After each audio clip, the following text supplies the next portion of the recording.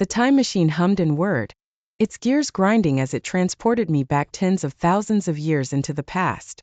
The air grew crisp and cold, and the sound of wind whistling through tall grasses filled my ears. I had arrived in the Pleistocene epoch, a time when mammoths roamed the earth and saber-toothed cats stalked their prey. As I ventured deeper into the frozen tundra, I stumbled upon a clearing. In the center stood a magnificent creature, unlike anything I had ever seen before.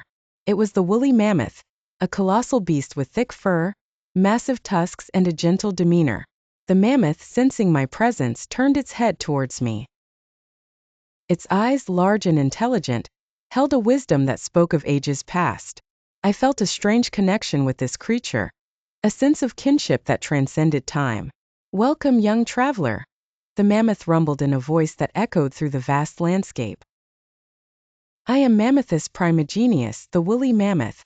What brings you to my time?" I explained to the mammoth that I had come from the future, a time when his kind had long since vanished.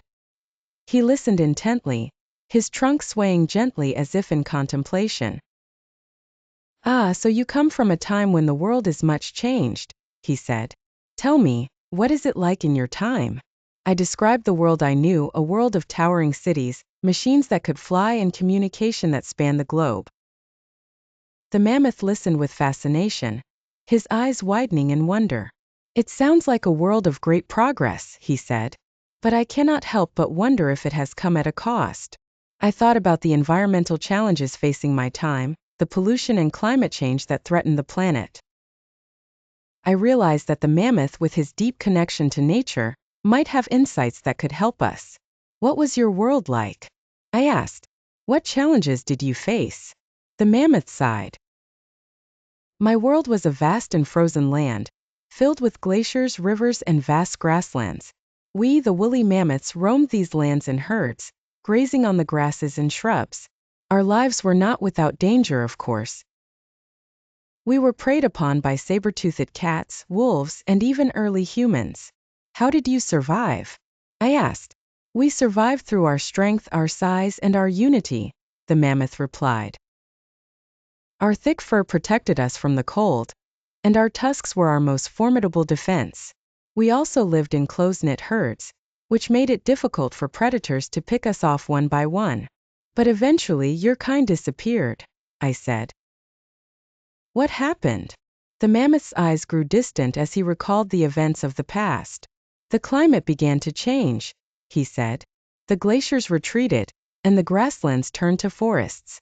Our food sources dwindled, and we struggled to survive. At the same time, humans hunted us more aggressively for our meat and tusks. Our numbers declined, and eventually we were no more." I felt a pang of sadness for the mammoth and his kind.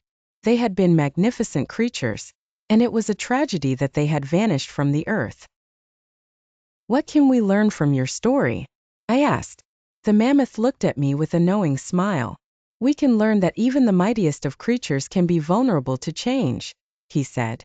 "We can also learn that it is important to live in harmony with nature, for our own survival depends on it."